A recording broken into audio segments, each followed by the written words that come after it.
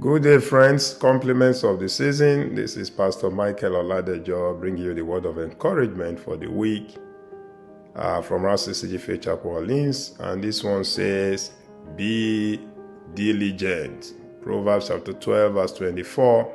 That's where I'm taking my text. Amplified version. Proverbs chapter 12, verse 24. It says, the hand of the diligent will rule. King James says, it bears rule. Say, but the negligent and lazy will be put to forced labor. The negligent and lazy will be put to forced labor. So what does it mean to be diligent? To be diligent is to be characterized by steady, earnest, and energetic effort. People who are diligent are painstaking. They are industrious in productive activities. They are people that work hard. Of course, the opposite is to be lazy, to be slothful, and to be negligent. The scripture says, for the negligent, they are subject to forced labor. King James said they will be under tribute. Okay? To be lazy is to be hardly working, while people are working hard. Lazy people are hardly working. Diligence is supposed to be a virtue that runs in the DNA of every believer.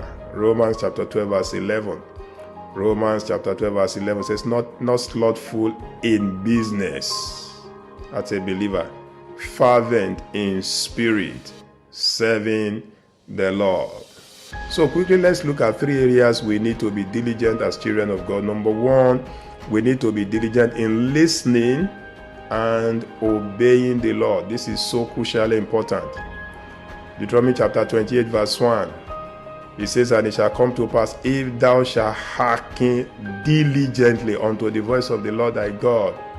Hearken diligently means to listen carefully to the voice of the Lord and to observe and to do all his commandments. So that's talking about obedience to his commandments. The scripture says the Lord thy God will set thee on high above all the nations of the earth.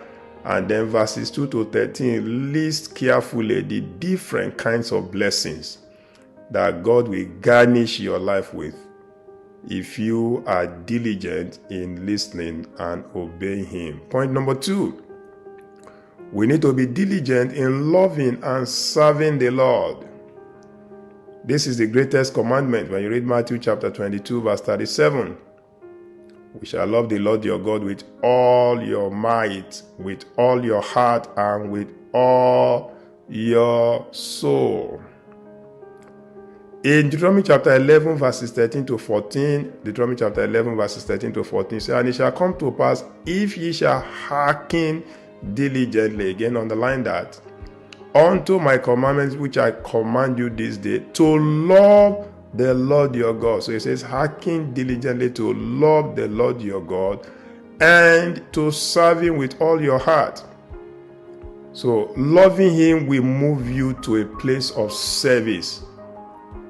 With all your heart and with all your soul. He said, I will give you rain of your land in its due season. Rain signifies blessings. God is compelled to bless those who serve him.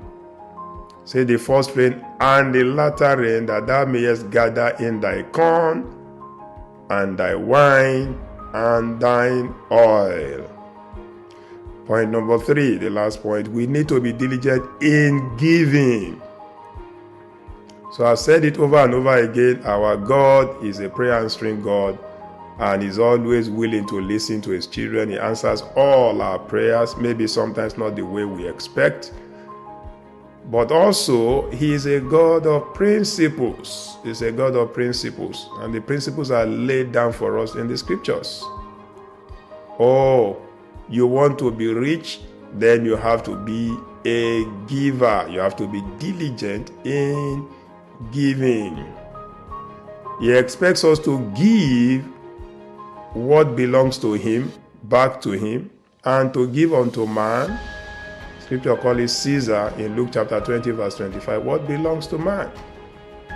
In 1 Corinthians chapter 16 verse 2, Luke chapter 6 verse 38, and 2 Corinthians chapter 9 verse 6, they are all scriptures entreating us to be givers, to give to God and to give to men.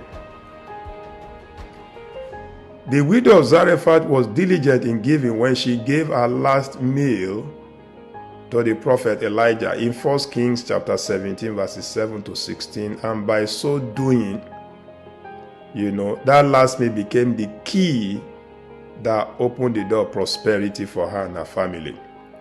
Because the scripture tells us in verse 16 of 1 Kings chapter 17, and the barrel of meal wasted not, neither did the cruse of oil fail, according to the word of the Lord, which he spake by Elijah. I release you powerfully to this week.